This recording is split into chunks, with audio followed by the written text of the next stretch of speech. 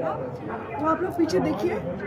सोचो साथ क्या जाएगा, इसको सोचना है, मनन करना है, आत्मचिंतन करनी है कि हम लोग क्या लेके जाएंगे। और दूसरी बात है, गुरु ईश्वर से भी बड़े हैं, इसको भी करना, इसको भी सोचना समझना, ঠিক আছে বাবা।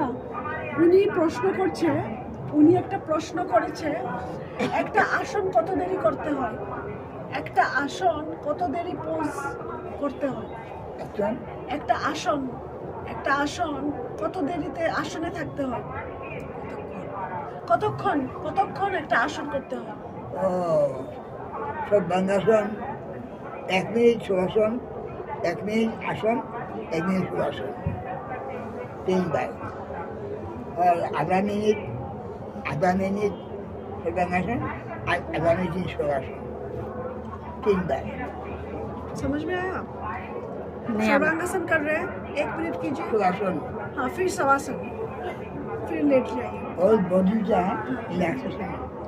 फिर अगेन 1 मिनट सर्वांगासन, फिर 1 मिनट शवासन, फिर 1 मिनट सर्वांगासन, फिर 1 मिनट शवासन। तो जो भी आसन करेंगे बिग आसन, उसके बाद उसका काउंटर पोज करते हैं। 1 मिनट कर सकते हैं। जितना मिनट का आसन उतना मिनट का सर्वासन।